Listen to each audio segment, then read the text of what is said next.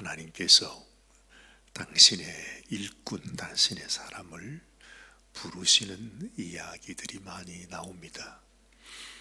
이곳에서뿐만 아니라 어찌 보면 성경 처음부터 마지막까지 주된 이야기, 이 성경에서 하나님께서 관심을 가지고 마음을 쏟으시면서 아주 특별한 애착과 애정을 가지고 표현하는 것이 당신의 일꾼을 부르는 그런 말씀이 아닌가 싶습니다.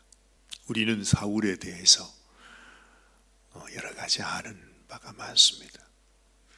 또 사울이 하나님 앞에 이런 은혜를 입고 하나님께 부르심을 받았지만 그가 하나님의 마음을 따라 끝까지 순종하지 못했던 왕이었다는 것도 우리는 알고 있습니다. 그러나 그럼에도 불구하고 하나님이 이스라엘의 첫 번째 왕으로, 하나님이 원치 않은 일이었지만 참으로 사실은 이것은 하나님께서 이 백성들에게 버림받는 것만큼 참으로 하나님의 마음을 아프게 하는 일이었지만, 그러나 그럼에도 불구하고 하나님은 이 백성들을 향해서 은혜를 베푸십니다. 그리고 정말로 하나님을 대신해서 이 백성들을 이끌어갈 수 있는, 그리고 비단 물론 왕을 세우지만 하나님은 또 그 왕을 통해서 하나님께서 그 백성을 이끌어가는 하나님의 은혜는 그들에게 계속 있었습니다. 하나님이 그 왕을 하나님이 정하시고 하나님이 세우시고 하나님이 붙드시고 또한 그 왕을 통해서 그 백성들을 축복하시기를 원하셨던 것이 하나님의 마음이라는 것입니다. 오늘 우리가 이 말씀, 이 사무엘상 10장 말씀에서 얼마나 세세하게 하나님이 사울을 택하셨고 사울을 주목하셨고 그 사울에 대해서 얼마나 하나님께서 그냥 옛다, 그래 이 사람이다, 너희 왕으로 취해라고 그냥 하신 것이 아니라 하나님이 얼마나 정말 온 마음을 다 기울여서 하나님의 종으로 이스라엘 백성들의 지도자로 일꾼을 세우시는구나 하는 것을 알게 됩니다.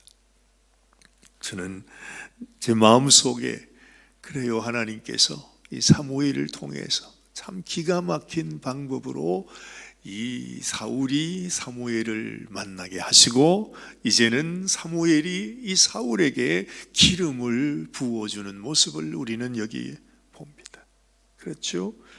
1절 말씀을 보니 이에 사무엘이 기름병을 가져다가 사울의 머리에 붓고 입맞추며 이르되 여호와께서 네게 기름을 부어사 그의 기업의 지도자로 삼지 아니하셨느냐, 이렇게 말합니다. 정말 이 사무엘은 감격에 젖어서 그 사울을 향해서 사울아, 하나님께서 너를 이스라엘 백성의 지도자로 삼았느니라 하고 말씀하시는 것입니다. 하나님께서 이 세상에 기름을 부어주시는 사람들이 있습니다. 우리가 잘 아는 대로 왕과 제사장과 선지자들입니다. 하나님이 사용하시는 일꾼입니다. 그것을 생각해 보면 지금도 하나님께서 이 신약 시대에, 이 시대에도 하나님이 불러주시는 하나님의 종들에게 기름을 부어주시는 것을 알게 되는 것입니다. 이 기름을 붓는다 하는 것은 하나님께서 특별히 택하여서 그를 구별하시고 하나님의 종으로 세우신다는 것이죠. 하나님의 영으로 하나님의 놀라운 은혜를 부어주셔서 너는 내 것이다, 너는 이제 나의 종이다, 내가 너를 축복하리라, 내가 너를 사용하리라. 너는 이제 이 세상에 속한 자가 아니라 나에게 속한 나의 사람, 나의 일꾼, 내 사랑하는 아들이다. 그렇게 말씀하시는 것입니다. 그래서 오늘 이 아침에도 우리 마음속에 그런 마음이 드는 것입니다. 주님, 못나고 부족한 자격 없는 우리 인생이지만은 주여 우리에게도 기름 부어 주시옵소서. 우리에게도 하나님께서 말씀하여 주시옵소서. 너는 나의 일꾼이라고, 너는 나의 종이라고, 너는 내가 택한 나의 백성이요, 나의 영원한 권속이라고 주님 나에게 말씀하여 주옵소서. 하나님이 기름 부어주시면, 하나님께서 나를 택해 주시면, 하나님이 나를 거룩하게 구별하여 주시면, 내가 이 세상에서 어떤 모양으로 어떤 상황 가운데 산다 할지라도 상관없이 우리는 그야말로 하나님 손에 붙잡힌 하나님께 특별히 구별된 하나님의 백성으로 살아가는 것입니다. 이건 정말로 놀라운 일입니다. 여러분, 놀라운 축복입니다. 이 세상 모든 사람들, 특별히 우리 모든 성도들이 간절히 하나님 앞에 구하고 사모해야 될 일입니다. 하나님, 나에게도 성령으로 기름 부어 주시옵소서.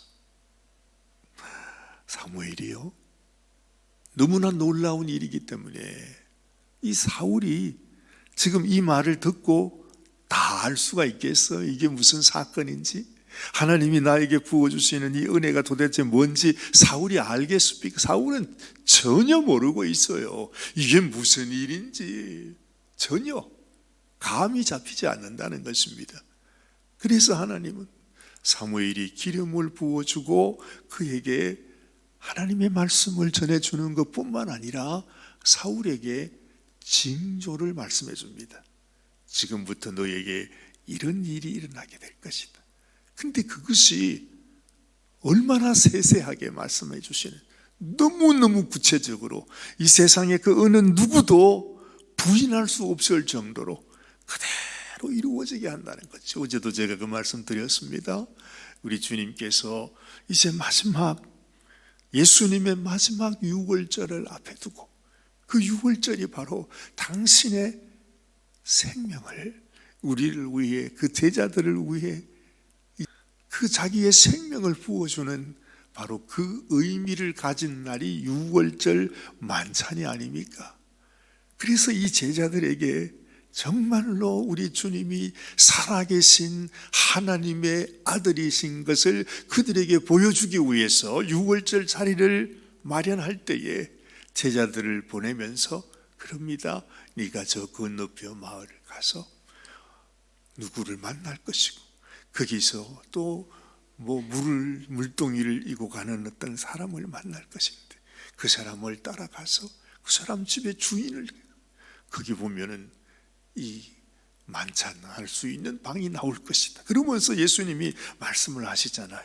그것은 그 제자들에게 마지막으로 이들이 주님과 함께 유월절 만찬을 갖는 그 의미가 얼마나 큰 것이고, 이것이 하나님께서 이루시는 놀라운 일이라고 하는 사실을 그들에게 알려주기 위한 것이, 그와 똑같이 지금 사무엘은 이 사울에게 이렇게 말하는 것입니다. 첫 번째는 2절 말씀 보니까 라헬의 묘실 곁에 두 사람을 만난다 그래요.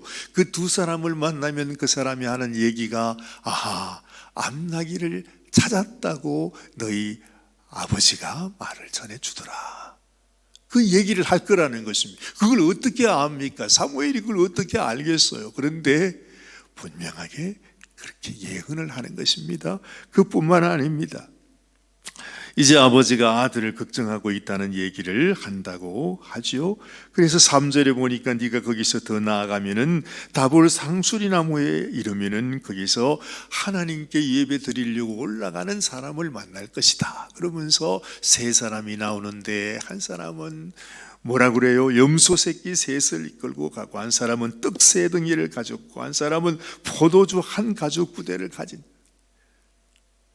한 사람 한 사람이 지금 무엇을 몇 개 가지고 가는 것까지 환하게 얘기해 주고 있어요.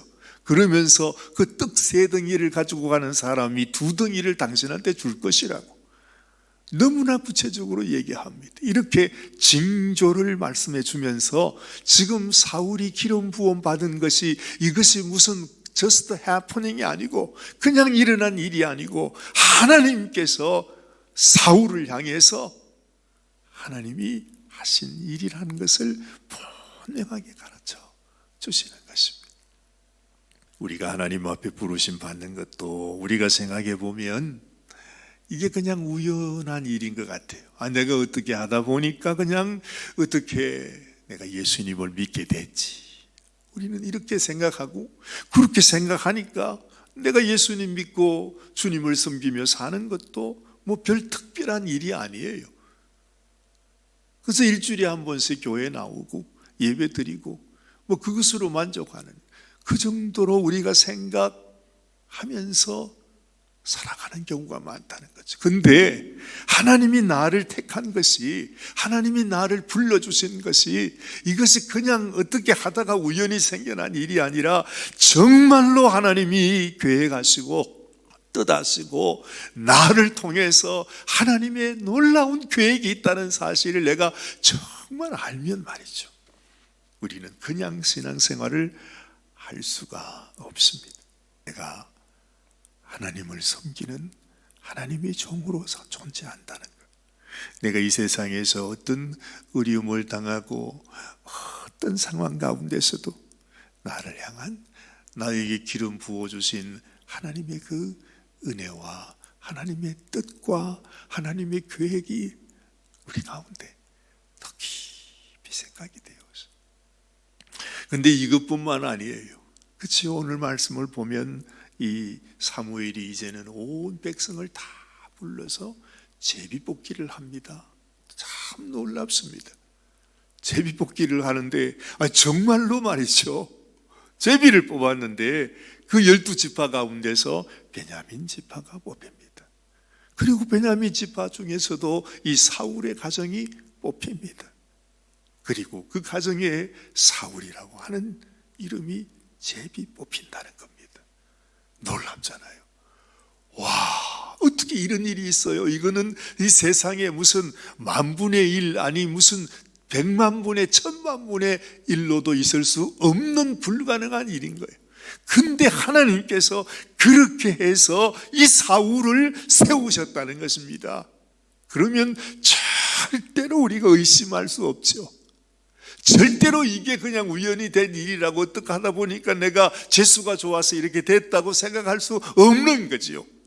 오직 하나님이 나를 이토록 생각하시고 나를 통해 당신의 일을 이루시고자 나를 택하셨구나. 그 마음을 갖지 않을 수가 없는 것입니다. 참 놀랍습니다. 오늘 또 말씀을 이렇게 읽다가 보면 하나님께서 이 땅에 당신의 종들에게 성령의 은혜를 부어주실 때, 예수님도 그랬잖아요. 제자들한테서 너희가 예루살렘을 떠나지 말고 하나님이 너희를 위하여 약속하신 것을 기다리라, 이렇게 말씀하시면서 제자들이 성령 받을 것을 말씀해 주고 있습니다. 오늘 이 말씀을 통해서도 이 사울에게 사무엘이 하는 말이, 네가 기다려라. 하나님께서 너에게 새 마음을 주시고 또한 새 영을 부으시고 너를 새 사람으로 세우실 것인데 그때까지 기다려라 하는 말씀도 하십니다.